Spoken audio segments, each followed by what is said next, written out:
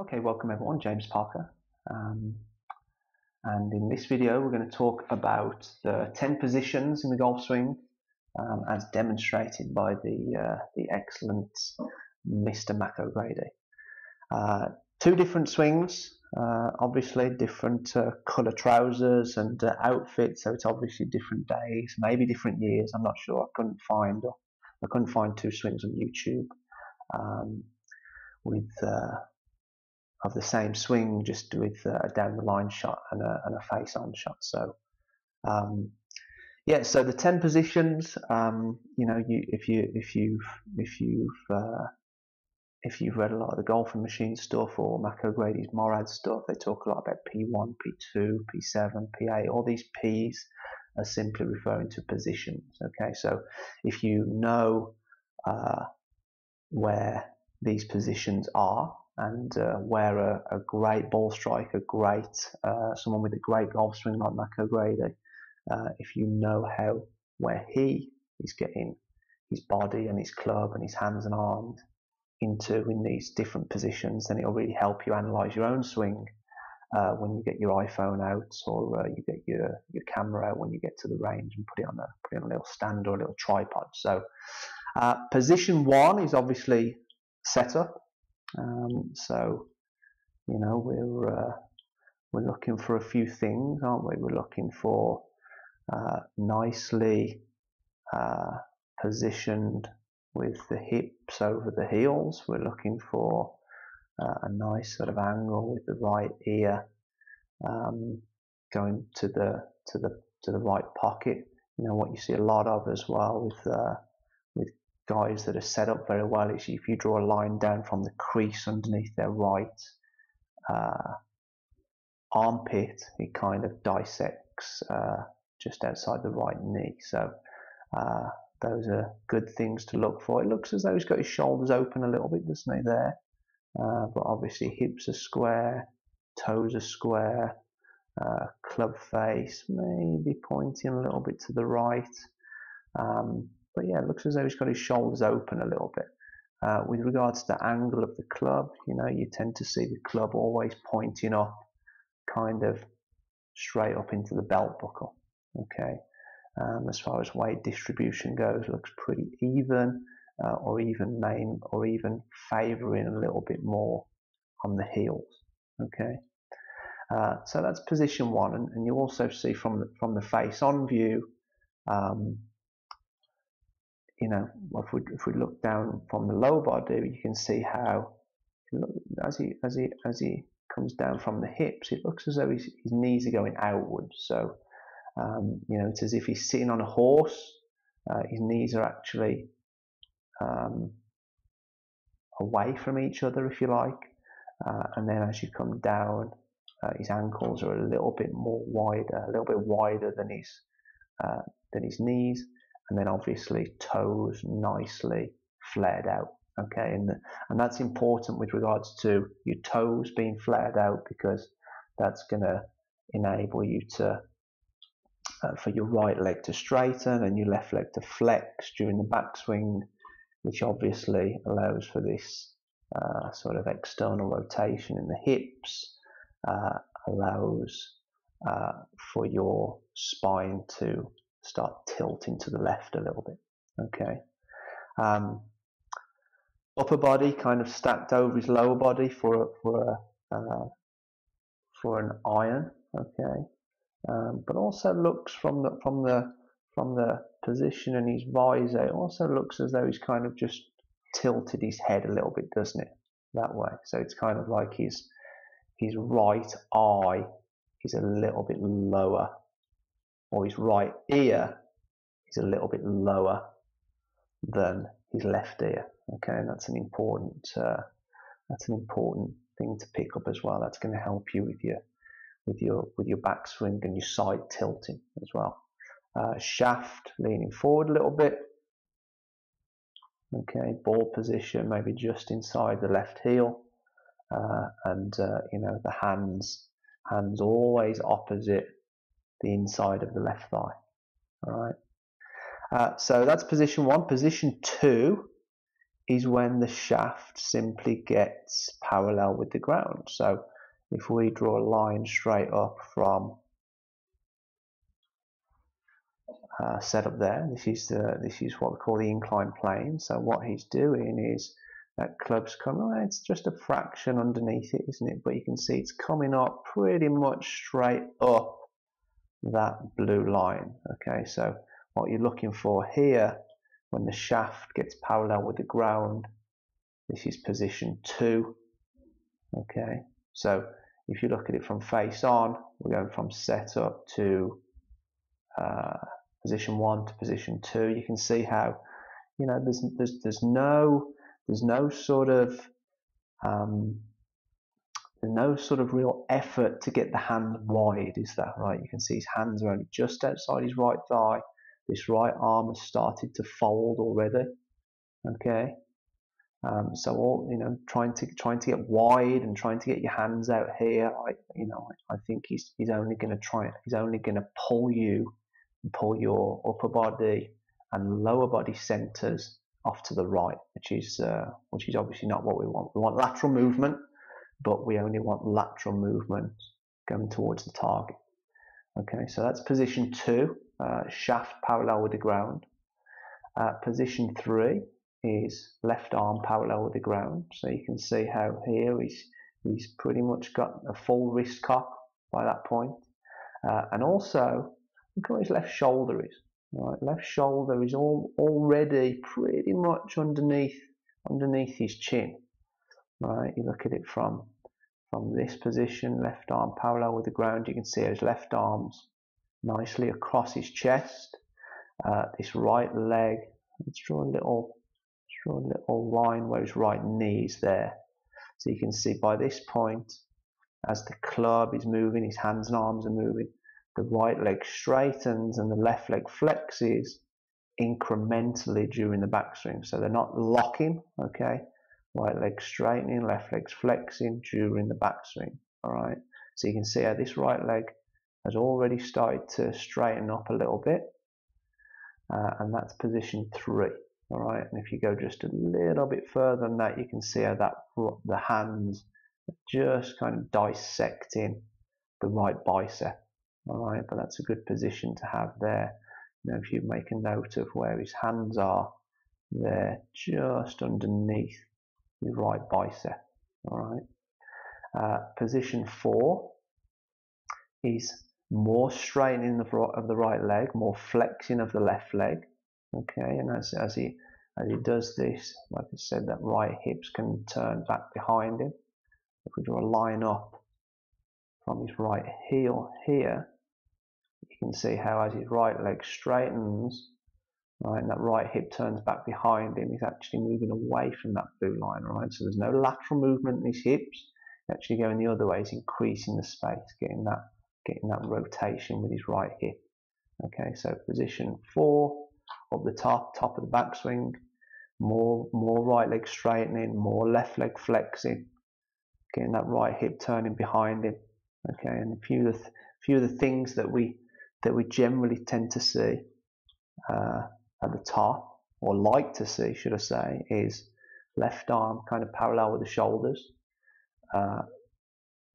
Club face angle, very similar to that. Okay, and it's not a given, all right? There's lots of great players played with an open club face and a closed club face. You look at someone, for example, on the PGA Tour at the moment, like Dustin Johnson, plays with a very closed club face. So it's not a given, right? It's not a must. Something else, you know, the right forearm tends to be similar to the spine angle. Okay. And then as we start down, if we put a little line here where his head is, so that's position 4 at the top of the swing. But then as we come down and start the downswing, you can see how he loses a little bit of height with his head. All right. So there's definitely something going on from the start of the downswing, or just before the start of the downswing, into position 5 here, right, which is left arm parallel with the ground again.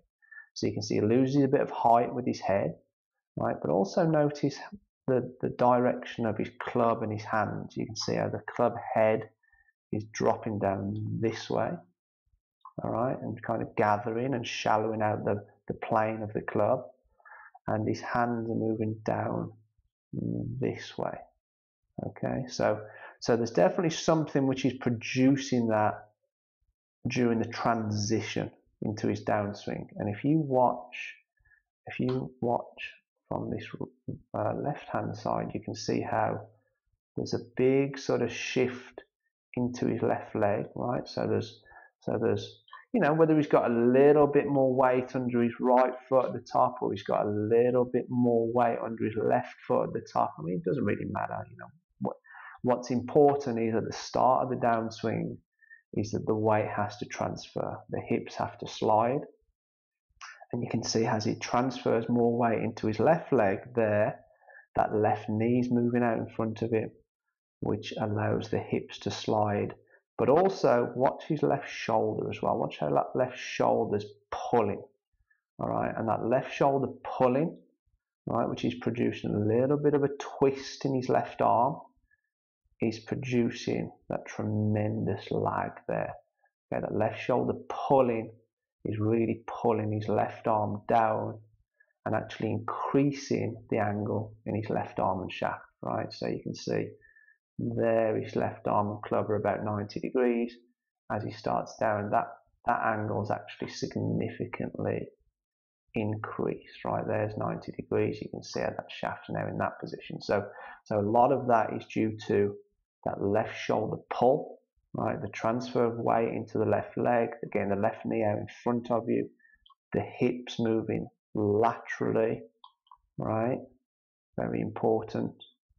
And that left shoulder pulling. So if we get rid of those lines, right, there's an increase in pressure under the left foot, right? As we start down, the left knee is going to get out in front of him. His left hip is going to move laterally as well. And his left shoulder is going to move laterally. Okay, so it's all those three things combining, all right, there, which produces that nice shallowing out and slight twisting of the club. You can see how that club head is coming down this way, and his hands are going to come down this way, and that's through that left shoulder pull. All right, there.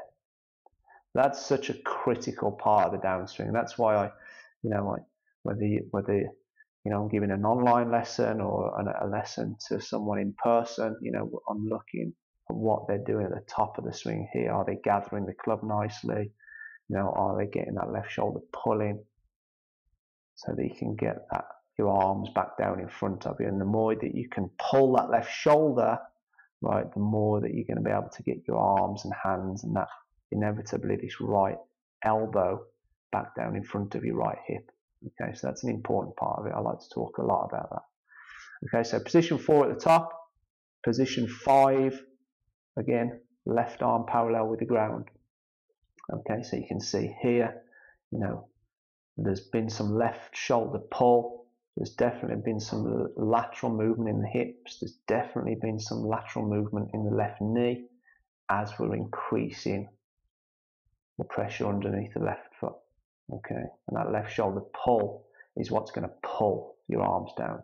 All right, so position 5, left arm parallel with the ground. Position 6, shaft parallel with the ground. Okay, so you can see just there how the club is now in line with his hands here. Okay,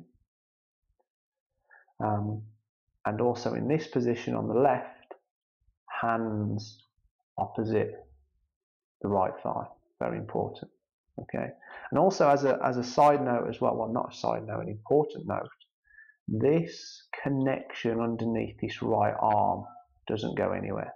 All right, so if you're going back, if you can get a T-peg or an old glove and just put it underneath that right arm, that stays there throughout the swing. You see going back, it's still there in this position, still there in this position, still there at the top. You can see there's only a little bit of space underneath his right arm here, right? It's as if he's got a glove or a T-peg. This is a great drill that I I give a lot of people. Just get something under that right arm, right? And then as you come down, right, you can get that left shoulder pulling, but you can see coming down how he's still very connected with this attachment underneath that right armpit there. Okay. So we've gone 1, 2, 3, position 4, position 5, position 6, shaft parallel with the ground. Okay, you can still see in this position, still lots of lag. Okay, so a great way to practice your own swing and just stand there with the camera face on here is just to practice without hitting any balls.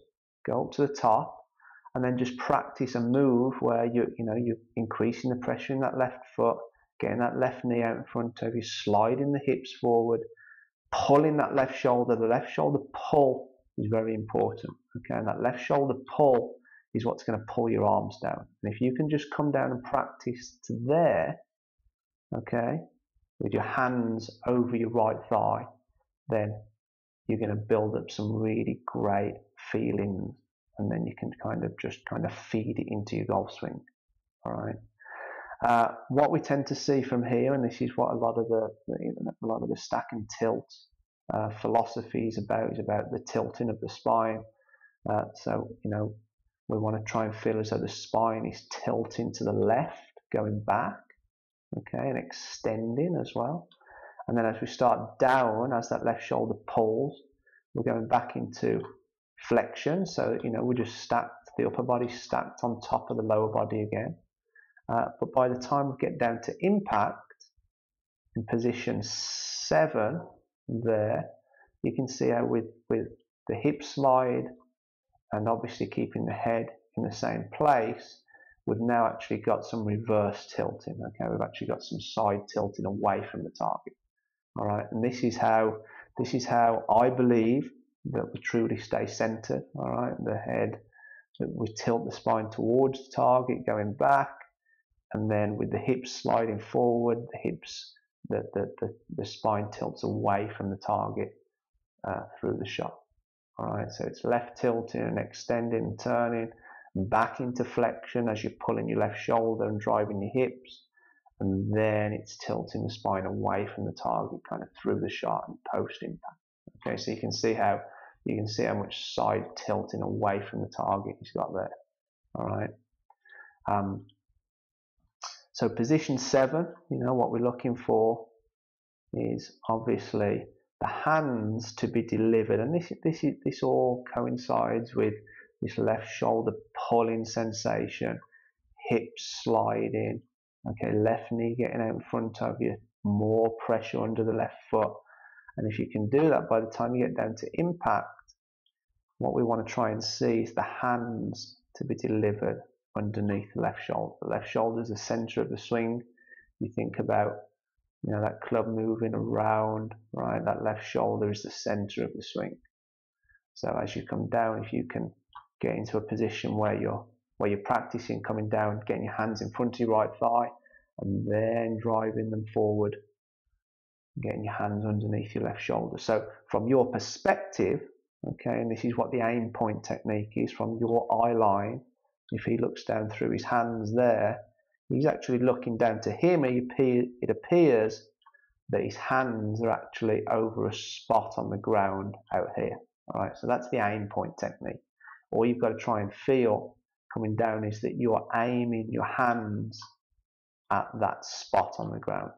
Okay, and it's kind of like a bit of a perception deception, right? Obviously they're not over there, they're actually underneath your left shoulder, but from where your head and your eyes are looking, that's what it's going to look like. Okay, so that's position 7.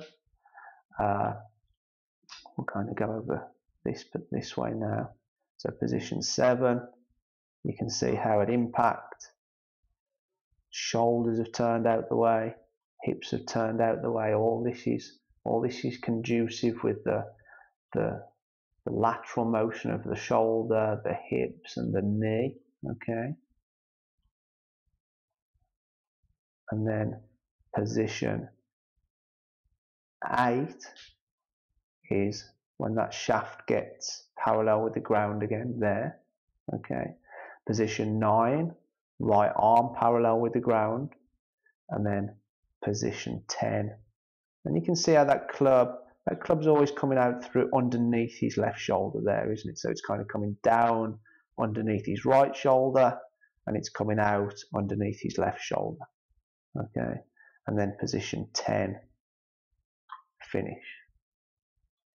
So position 7, impact, position 8, shaft parallel with the ground, arm parallel with the ground, position 9, finish, position 10. So what we're looking for with position 10 is about 95% of the weight on the left foot. Okay. So there you go, 10 positions as executed so excellently by Mr. Grady.